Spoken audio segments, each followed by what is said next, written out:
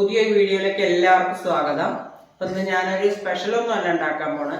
ഒരു വെറൈറ്റി എന്ന് പറയാൻ പറ്റിയ ഒരു സാമ്പാറാണ്. ഞങ്ങൾ പൊതുവെ സാമ്പാർ തേങ്ങ അരച്ച സാമ്പാറുകൾ ഈ ഭാഗത്തേക്കൊക്കെ വെക്കുക. പക്ഷെ ഇന്ന് ഇഡ്ഡലി ഉണ്ടാക്കുന്ന സമയം കൊണ്ട് നമുക്ക് സാമ്പാർ ഉണ്ടാക്കാം. അത്ര പെട്ടെന്ന്, വളരെ പെട്ടെന്ന് ഒരു സാമ്പാർ ഉണ്ടാക്കാം. അത് എങ്ങനെയാന്ന് നമുക്കൊന്ന് നോക്കാം.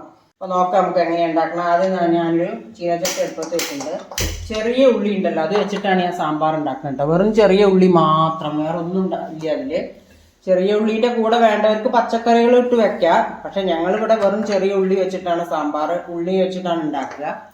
അപ്പോൾ അതെങ്ങനെയാണെന്ന് നോക്കാം. കുറച്ച് എണ്ണ വെളിച്ചെണ്ണ എന്ത് വേണമെങ്കിൽ ഒഴിക്കട്ടെ. കുറച്ച് വെളിച്ചെണ്ണ ഒഴിച്ചിട്ട് നമുക്ക് ഈ ഉള്ളി ഒന്ന് വാട്ടിയെടുക്കാം.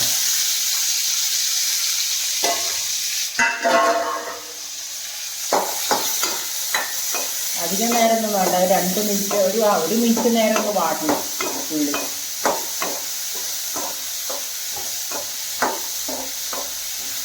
ഇത്രയും മതി. ഉള്ളി ഒന്ന് ചെറുതായിട്ട് വഴന്നുണ്ട്, അധികം വേണ്ട. ഒരു മിനിറ്റോളം മതി.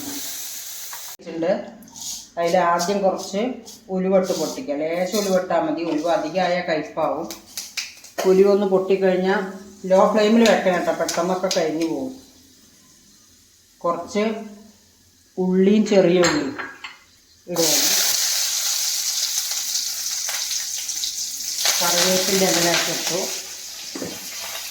അത് കുറേ നന്നായി ഒരു മിനിറ്റ്, അധികം മൂക്കൊന്നും വേണ്ട. അത് കഴിഞ്ഞ് നമുക്കൊരു 2 സ്പൂണ് മല്ലിപ്പൊടി, 2-2.25 സ്പൂൺ മല്ലിപ്പൊടി ഇട്ടിട്ടുണ്ട്. പിന്നെ മുളക് പൊടി ഇടണം, 1 സ്പൂണ് മുളക് പൊടി ഇട്ടിട്ടുണ്ട്. ഇതൊന്ന് ലോ ഫ്ലെയിമിൽ ഒന്ന് മൂപ്പിക്കാം. മല്ലിപ്പൊടിയൊക്കെ പെട്ടെന്ന് മൂക്കുമല്ലോ. മല്ലിപ്പൊടി മുളക് പൊടി ഏകദേശം മൂത്തിട്ടുണ്ട്. ലോ ഫ്ലെയിമിൽ വെച്ചിട്ട് 1 മിനിറ്റോളം, 1 മിനിറ്റ് വേണ്ട, അത്ര പെട്ടെന്നാവുമല്ലോ മതി. അങ്ങനെ ഏകദേശം മൂത്തിട്ടുണ്ട്. ഇനി ഇത് നമുക്ക് ഒന്ന് അരച്ചെടുക്കണം. ഞാൻ ഇത് ഒന്ന് അരയ്ക്കാൻ പോവാണ്. അരയ്ക്കുന്നതിൻ്റെ കൂട്ടത്തിൽ ഞാൻ ഒരു തക്കാളിയും കൂടി അരയ്ക്കുന്നുണ്ട്. തക്കാളി ഞാൻ കറിയിലൊന്നും ഇടുന്നില്ല, ഇതിലൂടെ അരച്ച് ചേർക്കുകയാണ്. അപ്പോൾ നമുക്കത് അരച്ചിട്ട് വരാം. പരിപ്പ് ഞാൻ ആദ്യമേ വേവിച്ച് വെച്ചതാണ് കേട്ടോ. 1 ഗ്ലാസ് പരിപ്പെടുത്ത് ഒരു 3-4 വിസിൽ കഴിഞ്ഞ് വേവിച്ച് വെച്ചതാണ്. നമുക്കിതിലേക്ക് കുറച്ച് ആ ചെറിയ ഉള്ളി ഇതിലേക്ക് ഇടാം. ചെറിയ ഉള്ളിൻ്റെ കൂടെ നമുക്ക് കുറച്ച് മഞ്ഞൾപ്പൊടി,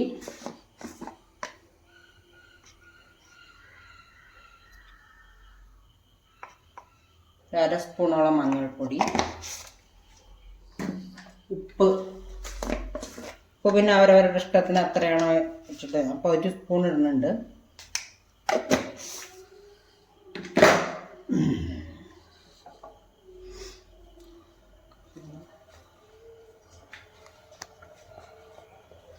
ഇതൊന്ന് ഇളക്കുക, ഒന്ന് വേവട്ടെ. ഉള്ളി പിന്നെ വേവാൻ അധികം സമയമൊന്നും വേണ്ടല്ലോ. വേറെ ഒന്നും ചേർത്തിട്ടില്ല ഞാൻ അതിലിട്ടോ. കായം ചേർക്കണം, കായം ചേർത്തിട്ടില്ല. അത് വറവിടുമ്പോൾ കായ അതിൻ്റെ കൂട്ടത്തിൽ കൂടെ ചേർത്താൽ മതി. ചിലർ പരിപ്പിൻ്റെ കൂടെ ഇടുമ്പോൾ ആ കായം. എങ്ങനെ ഇട്ടാലും കായ ഇട്ടാൽ മതി. ഉള്ളിയൊക്കെ ഒന്ന് നന്നായി വെന്തിട്ടുണ്ട്. ഉള്ളി ചെറുതായി വാട്ടിയതാണല്ലോ. ഇനി നമുക്ക് ഇത്തിരി പുളി ഒഴിക്കാം. പുളി ആവശ്യത്തിന് ഓരോരുത്തർക്ക് വേണ്ടതനുസരിച്ച് ഒഴിച്ചാൽ മതി കേട്ടോ. ആ പുളി ഒന്ന് തിളച്ച് വേവട്ടെ. ഈ അരച്ച് വെച്ചത് ഇതിലേക്ക് ചേർക്കാം. ഇതൊരു തക്കാളി കൂടി ചേർത്ത് അരച്ചതാണ് കേട്ടോ. ഞാൻ തക്കാളിയൊന്നും ഇതിലിട്ടിട്ടില്ല. പെട്ടെന്ന് സാമ്പാറിൻ്റെ പ്രത്യേക ടേസ്റ്റും ഒക്കെ ഉണ്ടാവും. സാമ്പാർ ഏകദേശം റെഡി ആയിട്ടുണ്ട്.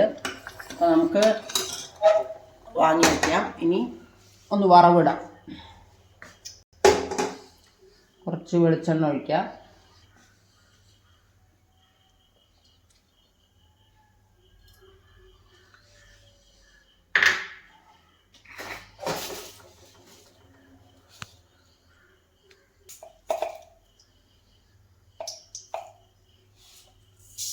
കുറച്ച് കടുകിടാം. കടുകൊന്ന് പൊട്ടട്ടെ. കുറച്ച് വറ്റൽമുളക് ഇട്ടിട്ടുണ്ട്. എന്നിട്ട് ഓഫ് ചെയ്യുക. പൊട്ടിയതാണ്. എന്നിട്ട് കുറച്ച് കായം ഇതിൻ്റെ കൂട്ടത്തിലിട്ടാലും മതി. കായത്തിൻ്റെ ടേസ്റ്റ് മുന്നിൽ വരണം. കുറച്ച് സാമ്പാറിന് കായത്തിൻ്റെ ഇത് വരുന്നത്. ഞാൻ കായം കുറച്ച് ഇതിട്ടുണ്ട്. ഇനി അതിലേക്ക് ഇത് ഒഴിക്കുക.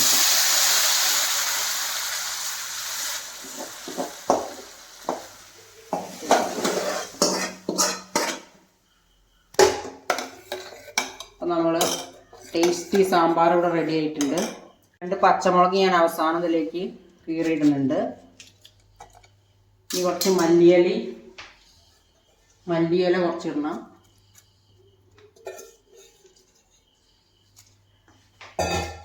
കുറച്ച് കറിവേപ്പിൻ്റെ ഇല. അപ്പോൾ നമ്മൾ ഒരടുപ്പത്ത് ഇഡ്ഡലി വെക്കുമ്പോഴേക്ക് ഈ അടുപ്പത്ത് നമ്മുടെ സാമ്പാർ ഇവിടെ റെഡിയാവും. അപ്പോൾ ടേസ്റ്റി സാമ്പാറാണ്. ഞാനങ്ങനെ സാമ്പാർ പൗഡർ ഉപയോഗിച്ച് സാമ്പാർ വെക്കാറില്ല. ഇതാ ഇഡ്ഡലി ഇവിടെ റെഡി ആയിട്ടുണ്ട്. ടേസ്റ്റി ആയിട്ടുള്ള ഒരു വെറൈറ്റി സാമ്പാർ റെഡി ആയിട്ടുണ്ട്. ഇഷ്ടമായാലും ട്രൈ ചെയ്യുക. ഇഷ്ടമായ ലൈക്ക് ചെയ്യുക, ഷെയർ ചെയ്യുക, സബ്സ്ക്രൈബ് ചെയ്യുക. നാളെ പുതിയൊരു വീഡിയോ ആയിട്ട് കാണാം. ബൈ.